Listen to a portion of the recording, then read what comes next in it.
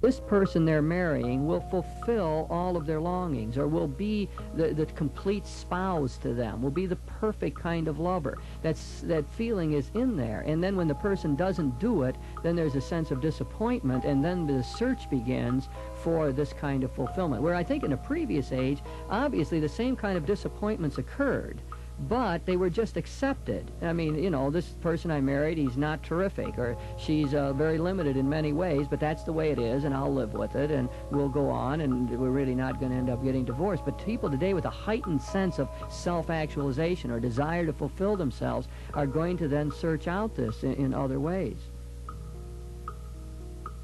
Reflections with your host, theologian Father James Bacik, lecturer and campus minister at Bowling Green State University in Bowling Green, Ohio. Today, Father Bacik discusses divorce with Brother Martin Masler, Associate Director of Family Life Services for the Diocese of Toledo. Here's Father Bacik. Marty, I know that you're involved in ministry to divorced people, and so I think it would be good if we talked about divorce a bit. And I just mentioned the word, the recent movie Kramer vs. Kramer comes to my mind, and so many people have seen the movie, and such a graphic portrayal of a lot of the terrible difficulties involved in a marriage splitting up. You think about the poignant scenes with the youngster and the youngster trying to sort out his own feelings towards the parents. You think of the pain that the couple themselves went through. It seems like the various stages they went through in trying to accept the question of divorce. I imagine that was, really helped many people to see this whole problem in a new light. I think it was very informative in a way, and more than informative, probably helped people at an affective level to sense again the problems of divorce in our world. Of course, there's so many people that didn't need the movie to know that, because we have so many divorced people around who have struggled through the problem themselves. I know in the kind of ministry I do with divorced people, just people coming in and wanting to talk about their problems, or in the process of trying to get an annulment and so on, you often feel the great heartache that people are going through. It's got to be one of the great human tragedies that our culture has helped to produce for us. I think of people, a question of the custody of children, how important that seems to be. I know dealing with a young man in our parish who was fighting for the custody of the child and was not able to get that. I think of people who are no longer living in my own community, but who have called me and asked me to intercede in trying to mediate disputes about visiting rights and so on. So one begins out of all of that to get a sense of the magnitude of this problem of divorce in our world. And I suppose with you doing that kind of ministry, you must see the problem just on a almost constant basis. The children go through the same stages of the anger and the denial and the guilt that the parents do. And for so long, I feel that in our ministry to divorced persons, we were so worried about the marital relationship breaking up that we were so insensitive to the needs of the children. Mm-hmm. Yeah, you mentioned the guilt. I've been calling from the movie again. Wasn't there a line where the youngster just thought it had to be his fault that his parents had split up? And I guess that is really a common thing to happen to youngsters, isn't it? That they automatically assume that they must have been responsible, or that they're guilty for this terrible tragedy that occurred to their parents. Yes, Jim, I think one of the most important things in ministering to parents that are splitting up in a divorce and where there's children involved in the marriage, that they sit down and they let those children know, as mom and dad, that they love them, and that they're still their mom and dad. Even though mom and dad can't live together, we're still your mom and dad, and that it's nothing that you children did that caused Mom and I not to be able to live together. In my ministry to the children, I found a 14-year-old young adult said to me, "Brother Martin, if I would have been a better boy, maybe in my younger years, and not caused Mom and Dad so much heartache, their marriage might not have folded." And I guess, Jim, for the first time in my life, did I realize that the ministry to the children and the guilt that they carry is just tremendous, and to try to help lift that is an important part of the ministry. And it seems possible to do that, doesn't it? Again, the movie, I think, brought that out. There was really quite a remarkable adjustment that was made within the context of the movie by the youngster. And I think, again, in real life, we're seeing that. There is a remarkable resiliency that the young people have. They're often able to gather their forces or sort out their feelings. But I'm sure that a lot of help at that time is really vital. And surely the biggest part of that help has to come from the parents, doesn't it? Yes, Jim, and in addition to that, for the young adults and the children to vent that and to share those feelings, they somehow feel alienated from their peer group because mom and dad's getting a divorce. One of the things we have found is the children of support groups for children of divorce has been very beneficial. What, does this mean that the youngsters gather in a group themselves, like with a facilitator, and talk about their common problems? Is that what you mean? Yes, Jim. Mm-hmm. And they discuss how they feel about mom and dad getting a divorce. And once they begin to share those feelings with their own peer group, they begin to realize, well, hey, I'm okay. And that it's okay to feel that way because Tom's parents are separated and divorced, and Tom's okay. And when I work through this, I'll be okay too. I remember a girl in one of my classes this quarter, simply at a collegiate level, simply as part of the normal conversation, said, well, of course, my parents are divorced, and went on to make her comment. And it even seemed a little shocking, but I looked around the room, and I don't know what the percentage was, but I'm sure there were a number of students in that classroom who could identify with that. Just statistically, we would expect that, wouldn't we? Do you have those statistics at your fingertips about divorce rates? At least the recent criteria that I have, we usually say that 50% of first marriages end in divorce. That means if a couple comes now and makes their vows now, we could anticipate that half of these marriages being made now will break up. Yes, Jim.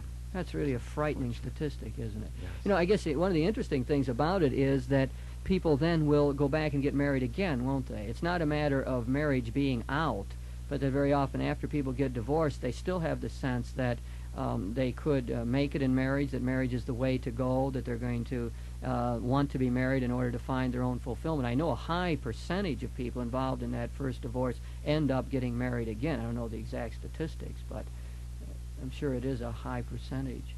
We try in the ministry field, Jim, as part of the ministry program, to help those persons who are contemplating second marriage, to help them to first of all work through that anger and that denial and that guilt to a stage of acceptance, to a point where they feel totally single again, before we recommend in our marriage preparation for Cana 2, or second marriage, that they even go into that. And we usually say that that process or that time period takes between 3 to 5 years. That's amazing. But also can immediately see the wisdom of that kind of approach. Everyone talks about the rebound sort of phenomenon, where people are coming off a breakup of a relationship and very often are feeling needy or hurt or down or depressed or lonely, and therefore end up wanting someone quickly to fill that gap. And I guess that would be a very poor basis to make a marriage, really, feeling that you now have found a new partner who will fulfill the longings of the heart and who will satisfy one and take away that loneliness. There's something, built into the human situation. Loneliness is a part of it. It seems like instead of thinking that we're going to always find ways to escape that, or that there's ways around it, it seems like one of the first steps in life is to admit the fact of loneliness, to realize that we can be lonely even in a crowd or even in a relationship and even within marriage, that it's part of being a human being to be able to accept that, realistically face it, and then to get on with life. Now, that seems to me to be one tiny segment of this larger picture you're painting for us, that it takes many years in order to get properly prepared again, psychically, emotionally, mentally, for another marriage situation. What was the phrase you used? Something about come to terms with their own singleness again, right? To view themselves as a single person again. Of course, we'd have to realize, wouldn't we, that they would always be a product of that past. I always think we have to keep in touch with reality. So this single person would always have to think of themselves as the person who was married and went through the trauma of a divorce and perhaps is a parent. and so on. And so the singleness would never be complete, would it? It would be partly incorporating that total past. And I would think myself coming to terms with it, of saying, this is who I am, and I have a certain degree of self-confidence now. My identity is in hand to some degree, at least. Now I'm ready to reach out to another person in love. I wouldn't like to lose that notion of the past. It would seem to me to be part of realism. In fact, couldn't you build on that positively and say, now look, part of what we have here is learning from this experience, right? That you can say, this is what went wrong. I made this kind of mistake. I didn't rein in my temper here, or I was not as sensitive as I should have been, or I didn't learn to communicate. It would seem to me there would at least be a chance that people could make better marriages on that basis of learning from the past. In the ministry program, Jim, we call that stages of growth, and we try to help the individual to sort through that, as you said, the past, to see how that crisis of that divorce has brought them to a new growth process of life, a new beginning. And in many cases, we have found that once they're able to sort through that past and to own their portion and not the portion of their spouse. Sometimes we find in the divorce scene that either the husband or wife owns the whole portion of guilt. It's all my fault that this marriage ended. If I would have done this and this and this, this would have not happened. Once they begin to take some ownership of only their own portion and work through that and sort that out, then they begin to look back and see the divorce not so much as a tragedy in their life, but as an experience of growth, where they were immature, they could not deal with those issues at that time, and as they look back now, they see their growth process of maturity where they've sorted through that, and they're now on their way to a new beginning. It certainly is a positive way of looking at it. I'm sure there's something extremely healthy about that. I'm always, leery a little bit of that. I like to keep the cross in our perception of things. It seems to me out of our Christian perspective there is a proper sense of tragedy and of failure and the ability to own up, as you say, to one's own sins and responsibilities.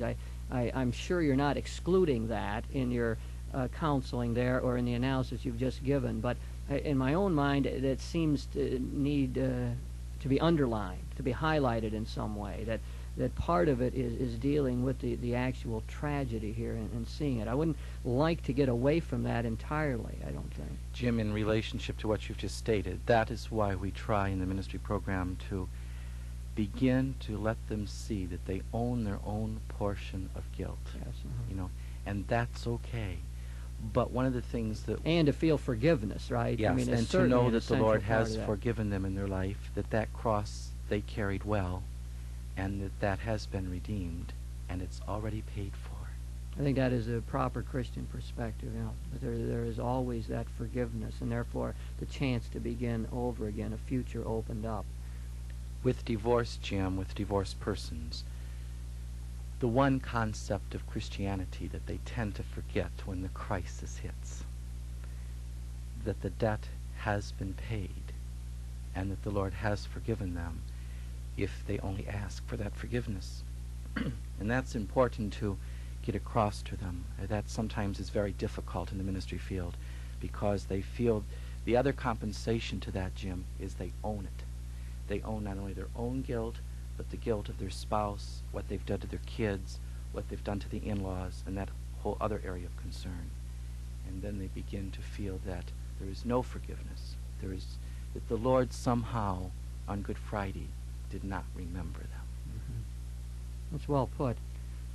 Let's talk a little bit about the question of what causes these divorces and why marriages are breaking up today.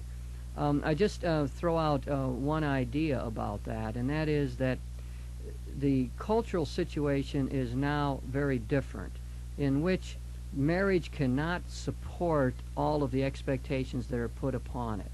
That people are finding now a need to relate to other people in order to have part of themselves fulfilled. Very concretely, a couple might get married and they have good relationship, good communication going on, but there's one area of their life that they simply don't share with their spouse.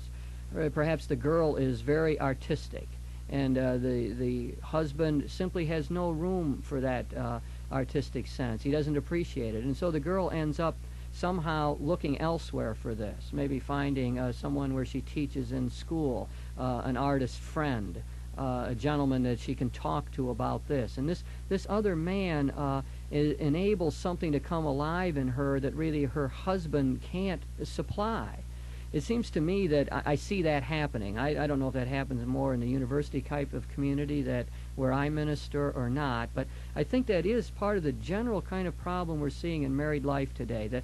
The fact is that people have such desire to reach fulfillment in so many ways. We have a greater perception of the fact that we have wider talents inside of us than we expected, that there's a lot of human potential that is not developed, and more people are wanting to get that developed. They want to have a full growth. I suppose in our cultural situation this is happening primarily with women. The women saying that, I don't want to be confined in any way by my husband. I don't want to be just limited to this marriage relationship or just being a mother. I have more to give than that. That's a common phrase that I will hear. I have more to give than that, or I have more to offer. And I want my own personality and character to be developed. And in that search, then, very often it's going to be another member of the opposite sex besides one's partner that is able to tap that particular potential. And that, I believe, is creating problems within married life today. I think it could be one of the reasons why we're seeing more divorce. I'm sure there's many others, and I don't even think that's the primary one. But in one sense, I see it as almost a new problem, one that hasn't been anticipated too greatly, that couples will still go into marriage somehow thinking that this person they're marrying will fulfill all of their longings, or will be the complete spouse to them, will be the perfect kind of lover. That feeling is in there, and then when the person doesn't do it, then there's a sense of disappointment, and then the search begins for this kind of fulfillment. Where I think in a previous age, obviously the same kind of disappointments occurred, but they were just accepted. I mean, this person I married, he's not terrific, or she's very limited in many ways, but that's the way it is, and I'll live with it, and we'll go on, and we're really not going to end up getting divorced. But people today with a heightened sense of self-actualization or desire to fulfill themselves are going to then search out this in other ways, and that could be one of the causes, I think, for the breakup of marriages today. Jim, in response to that, as you were sharing your reflection on that, I couldn't help look back in cases that have come to the office. And one of the things that I have just reflected on myself is that sometimes married couples think or feel that that spouse that they enter that relationship or that covenant relationship with is somehow has the package deal. And they're going to make them happy in just every respect. And once they get into that covenant relationship and begin to unwrap that package, they find some of those elements are not included in the package deal. And they look for those elements as the primary elements that's going to make them happy, not taking a look at the elements that are already there. And they look and depend upon the spouse to make them happy, instead of knowing or realizing within themselves that no one is going to make them totally happy or fulfilled except themselves. Marty, I wonder if we couldn't expand that analysis and talk about the couple fighting for their marriage in a larger context, the context of a neighborhood, say, or of an extended family, or as members of a particular congregation or parish. Again, it would seem to me that part of the stress of modern life is that people often find themselves isolated. So the extended family is broke down. What, a couple's moved 5 times throughout their married life or some such figure. And they have to go into a new community. Here, the grandparents aren't there now. The brothers and sisters, the friends, the neighborhood is gone. And now you have to put down new roots, make new friends. Perhaps you were very comfortable in your old church and like that, or related well to the minister or to the rabbi or to the priest. And now that it ends up being gone. And I think that puts an added strain on marriages. Again, a new cultural phenomenon that a previous age didn't really have to cope with. And in that situation, again, I think what happens is that the couple is thrown back upon each other too much. Instead of being two people who are standing together and therefore reaching out to a larger community and relating to family, parish, neighborhood, and so on, they really are thrown back upon themselves, and it often puts a weight on the marriage that it simply can't stand. It would seem, again, this kind of solution that would be needed here is better communities. It would seem like parishes ought to be able to function that way, to be a place where people feel welcome, where they can work out their problems, where they can get involved. That part of what couples would need to do would be to reach out and to serve others, to make the extra effort to create new relationships, to try to do something worthwhile for other people. Maybe that would be a way of trying to deal with that isolation. But that isolation is so real, and one shouldn't talk glibly about it, because I know people who go through it are really hurting. Yes, Jim, and that's so true. They feel they're standing alone. And one of the factors I'm finding in that issue is that they always feel they have to measure up. They're always measuring up to someone, or what will those people feel about us if they know we're having some difficulties in our marriage? What will those people, if we share this experience in our lives of this pain and hurt, how will that community accept us? And that's why I feel, Jim, the church, the community of church, from clergy all the way down. We often speak of the clergy as sometimes we're insensitive to the needs of the people. I think the people are sometimes insensitive to the needs of each other, and they too fail to reach out to a married couple that's hurting and say, hey, we had that problem in our lives, but this is what we did, and we've come out okay. The same thing would have to be extended to the divorced people, wouldn't it? I mean, Yes, I'm Jim. afraid very often that divorced people do not feel welcome within the church community. In some way they feel ostracized, or maybe it is a fact that some people at least look down on them or feel that they have failed in an important part of life and so on. And that would suggest a really important ministry, again, the kind of work that you do. I know that is to try to find support for the divorced people, and maybe including those who choose to remain single or who are single right now. Very often people will say, well, the ordinary structure of society and the ordinary structure of the church doesn't allow for them as single people. Now that they don't have their spouse and they feel uncomfortable going to parties. They find the sermons in church are directed to married people. And they find no particular organization for them to relate to. So it would seem that any kind of a ministry here is going to have to try to meet that need. And I'm not so sure we're doing that very well.